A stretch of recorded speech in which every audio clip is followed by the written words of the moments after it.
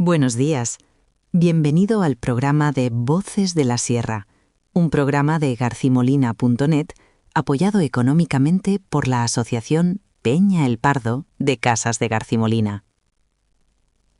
Hoy hablaremos en el episodio titulado Voces de la Era Analógica, una memoria etnográfica de la comunicación rural en Garcimolina, 1950-1960. Palabras clave: comunicación rural, etnografía, historia oral, redes sociales analógicas, Garcimolina, Serranía de Cuenca. El objetivo es reconstruir cómo se comunicaba un pueblo de la serranía en los años 50 y 60 sin teléfono ni internet y mostrar que existía una red social analógica compleja basada en lugares: lavadero, horno, barbería, fuente, taberna, chimenea, y conectar esa memoria con proyectos actuales como este podcast y el archivo histórico en garcimolina.net. Para eso me acompaña hoy un decino de la memoria, Manuel Sabinarejo Teñas. Hola, Manuel. Hola, Maruja. Hola a quienes nos escuchan. Yo soy Manuel, vecino de Casas de Garcimolina, nacido en los años 50. Y bueno, viví en dos mundos, el de ahora, rápido y conectado a una pantalla, y el de mi juventud, donde la conexión era el roce de las miradas y el sonido de las voces en la calle. Viví eso, y lo he contado muchas veces en garcimolina.net. Qué bonita frase, Manuel. ¿Te importaría empezar contándonos brevemente dónde estamos hablando? Unas coordenadas no GPS, sino histórica y geográfica, para situar a quienes quizá no conocen la Serranía Baja. Sí, claro. Casas de Garcimolina está en la provincia de Cuenca, en la Serranía Baja. Hace décadas fue un pueblo mucho más poblado, con casas abiertas, familias grandes y vida en cada rincón. Con el paso del tiempo, como ocurrió en tantos lugares de la comarca, la gente fue marchándose y la comunidad quedó muy reducida. Hoy apenas quedan unos pocos vecinos, 4 gatos, como vulgarmente se dice. En una sola generación se ha pasado de un pueblo lleno de niños a un lugar donde el silencio pesa más que el bullicio de antaño. Esos números son potentes, Manuel. Y en los años 50 y 60, en plena posguerra y autarquía, las infraestructuras eran muy básicas, poca o ninguna electricidad, sin agua corriente en las casas, sin teléfono particular, solo telégrafos, con operadoras de clavijas y escuchando la conversación. ¿Cómo condicionaba eso la manera de hablarse y de saber lo que pasaba? ¿Qué espacios eran claves? Dímelo, Manuel. Pues, Maruja, todo quedaba en los lugares. Cada espacio era un nodo: la fuente, el lavadero, el horno, la barbería, la taberna, la chimenea y la radio como ventana con el exterior. Por ejemplo, el lavadero era la red social por excelencia entre las mujeres. Sonido del agua, manos heladas en invierno, risas, suspiros. Allí se contaban nacimientos, bodas, enfermedades, remedios caseros, recetas para estirar el pan. Era un sitio de saberes prácticos y de apoyo mutuo. Y no era solo cháchara. Se tejían alianzas, se mediaban conflictos, se transmitían remedios con plantas, esas cerrajillas y romazas de las que habéis hablado en garcimolina.net. Ajá, me encanta la imagen del lavadero como banco de datos humano. ¿Y el horno? ¿Cómo funcionaba esa otra esfera femenina? El horno comunal era casi un seminario semanal del pan. Las mujeres llevaban la masa envuelta y esperaban horas frente al fuego. El olor a pan recién hecho era seguridad, era saber que habría que comer, era tiempo de conversar más pausado. Se hacía balance de la semana, se comentaba si el molino había trabajado bien, y el molino, por cierto, estuvo en funcionamiento hasta 1965. Se contaba si el molinero cobraba la maquila, y se comentaban dichos populares del tipo: de molinero cambiarás, pero de ladrón no te escaparás. Suerte teníamos que en Garcimolina los molineros eran gente honrada y cabal. Interesante. ¿Y en contraste, qué espacios reunían a los hombres? La barbería, el bar... Exacto. La barbería era como un consejo de administración. La iguala, pagar en especie, con trigo, huevos o tocino, garantizaba visitas regulares y convertía al barbero en cronista del pueblo. Se hablaba de cosechas, del ganado, de quién asaba mejor las bestias, convenciones técnicas de arado, pero también, con mucha cautela, de política. En dictadura se hablaba en voz baja, a veces en susurros. No se olvidaba lo de los dos bandos. La taberna, en cambio, era más bulliciosa, y cuando los efluvios nocivos del dios Baco actuaban, subía y mucho en volumen de voz. Se traían noticias de fuera, viajeros, arrieros, ventas ambulantes. Y el campo, trabajando en cuadrillas, era un lugar móvil de conversación, donde se organizaban las tareas comunales y se pasaban recados. ¡Qué contraste! Lugares de cuidado y de decisión.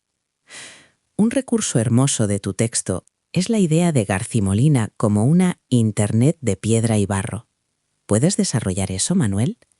Quizá con una escena pequeña. ¿Te acuerdas de alguna anécdota que muestre un recado como mensaje instantáneo? Sí, me acuerdo. De niño llevaba cántaros a la fuente y una vecina me decía: «Guacha, ¿ves? Y dile a tu madre que mañana suben a trillar al bancal de arriba». Y yo corría, como una red de mensajería social humana, con la diferencia de que al hacerlo oía por el camino a otros que ya habían oído otra versión, que vienen a las 10 o que traen máquina.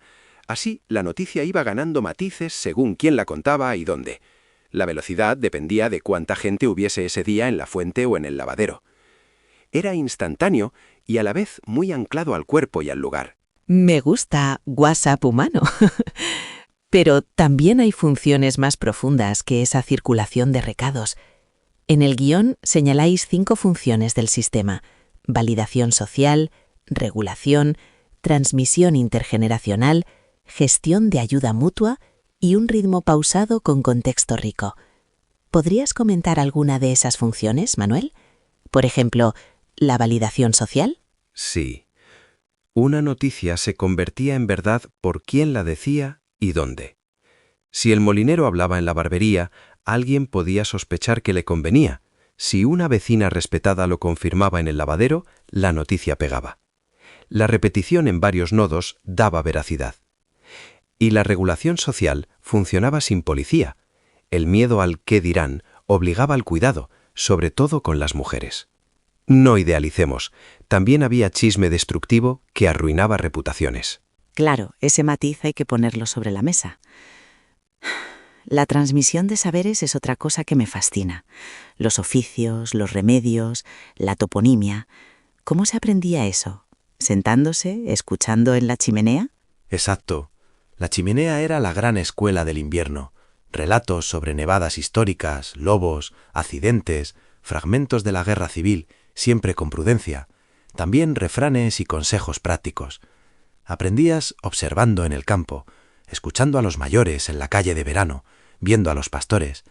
No había manuales. El currículum era oral. ¿Y la radio qué papel tenía? Porque aparece como la ventana vertical al exterior. La radio era a menudo el único aparato moderno en la casa. Se encendía con contención, para ahorrar pilas o electricidad.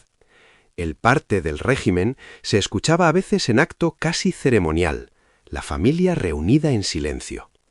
La radio traía referencias comunes, seriales, música, pero luego todo eso se traducía en la fuente o el horno con palabras del pueblo. Interesante cómo lo vertical se convierte en conversación horizontal. Ahora, y perdona que te interrumpa, Manuel, ¿cómo compararías esas redes analógicas con nuestras redes sociales digitales de ahora? ¿Ganamos o perdemos algo? Buena pregunta, Maruja. Ganamos velocidad, acceso a información vasta, pero perdemos contexto y a veces responsabilidad inmediata. Antes la moderación era comunitaria, las miradas, las reacciones en la fuente o en la puerta. Hoy mandan algoritmos que priorizan viralidad, no verdad. Antes la identidad era reconocible, pública, apodos incluidos. Ahora puede ser anónimo o, al contrario, sufrir sobreexposición. No digo que lo de antes fuera perfecto. Había dureza, pobreza, censura, pero había una presencia y un cuidado que hoy conviene recordar. ¿Sabes, Manuel? Eso me lleva a lo que hacéis hoy. El podcast, el archivo histórico, la nueva sala de lectura. ¿Cómo convierten estos proyectos digitales y físicos la memoria analógica en recursos contemporáneos? Explícalo, por favor. Pues es curioso. Garcimolina.net digitaliza testimonios sobre el molino harinero, cerrado en 1965, los saberes ganaderos, las prácticas espirituales de la Baja Serranía, y crea un archivo que antes quedaba solo en la boca de los viejos. El podcast es La Chimenea, pero con altavoz digital. La voz sale del pueblo hacia el mundo. La asociación Peña el Pardo ayuda económicamente a esto, y la sala de lectura es, digamos, la tertulia institucionalizada, un lugar donde la gente se encuentra, lee y charla. También hay trabajos de música y poesía, como la musicalización de la poesía local, que mantienen viva la voz cultural. Qué buena manera de decirlo. La chimenea con altavoz. Para cerrar, Manuel, ¿qué lecciones nos deja esa era analógica? Y además, ¿qué preguntas deberíamos llevarnos los oyentes a casa? La lección es que las comunidades generan redes sociales sofisticadas sin tecnología digital. Su fortaleza está en la presencia, el cuidado y el contexto compartido. Lo que conviene preguntarnos, ¿qué espacios físicos de encuentro nos quedan hoy, en nuestros barrios o pueblos? ¿Podemos adaptar la lentitud y el cuidado de entonces a nuestras redes digitales? ¿Hemos ganado información pero perdido contexto?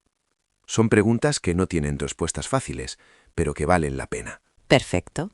Si te ha gustado el programa, puedes descargarte más episodios desde podcast.garcimolina.net. También es posible escuchar este podcast en plataformas como iVoox o Spotify. Ahora te dejamos con un tema musical.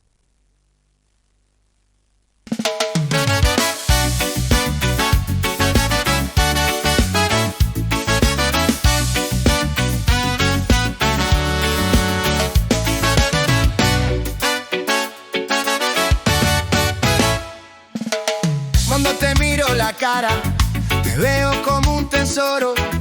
Tus ojos son como perlas, tu pelo de plata y oro. Dicen que las azucenas se crían en los ribazos. Yo también me criaría resaladita en tus brazos, resaladita en tus brazos. Quisiera volver mi hiela y subir por las paredes, entrar a tu habitación y ver el dormir que tiene.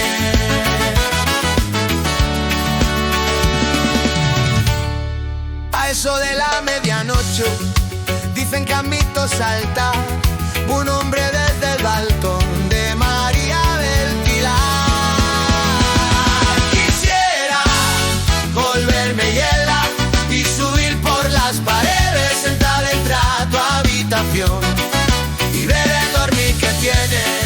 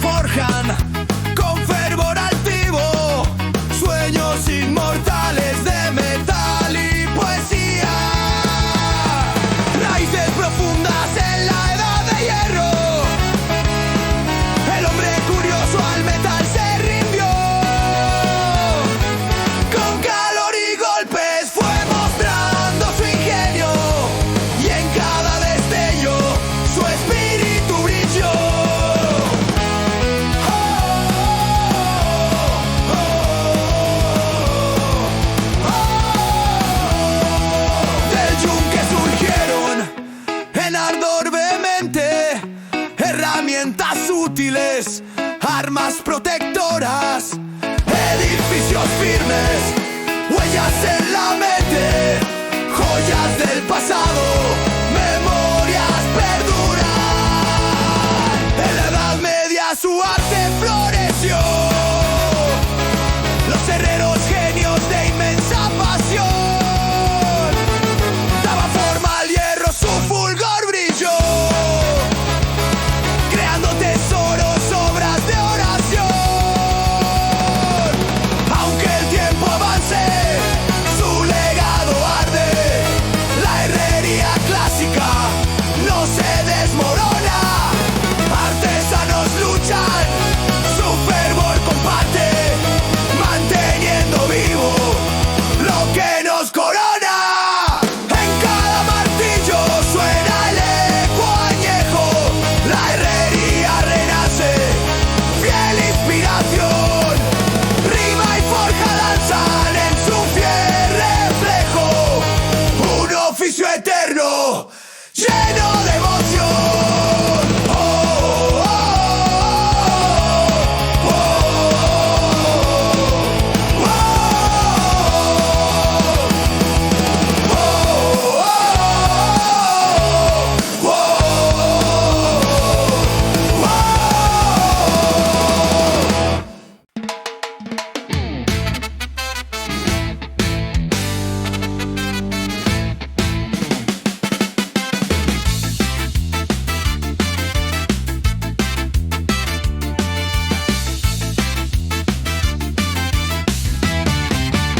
Bajo el cielo encabritado ya suena el rumor de San Miguel a San Miguel cumplió el sudor.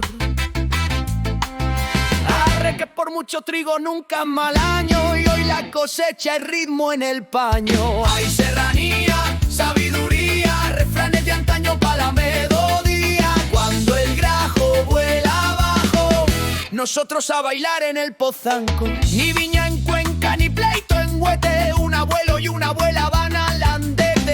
De septiembre o seca las fuentes o se lleva los puentes. Hay serranía, sabiduría, refranes de antaño pa' la melodía. Cuando el grajo vuela abajo, perrea en la fuente de abajo.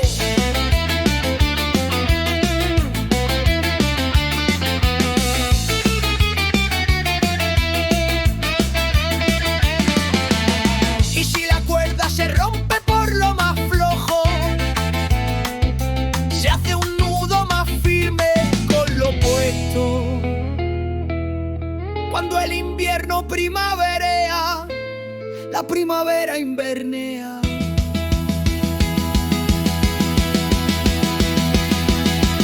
Hay serranía, sabiduría. Cuando el grajo vuela abajo, baila con los del pozanco.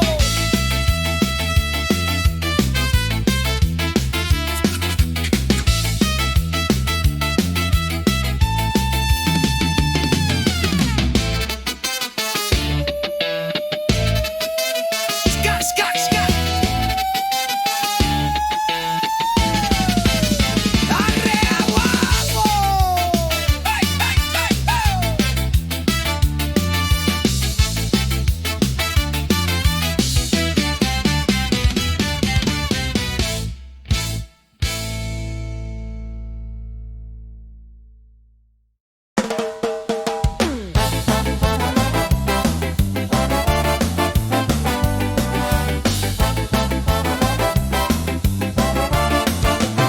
En el invierno del 40, con el frío en la ciudad, llegó una carta a su casa que le iba a separar de las aulas y los niños, de su vida y su verdad, por ser roja y ser mujer, por su propia libertad. ¡Ay, Perpetua, maestra de corazón! El régimen te juzgó por tu voz y tu razón. ¡Ay, Perpetua, con doble condenación! Por tu ideología y por tu condición de García Molina.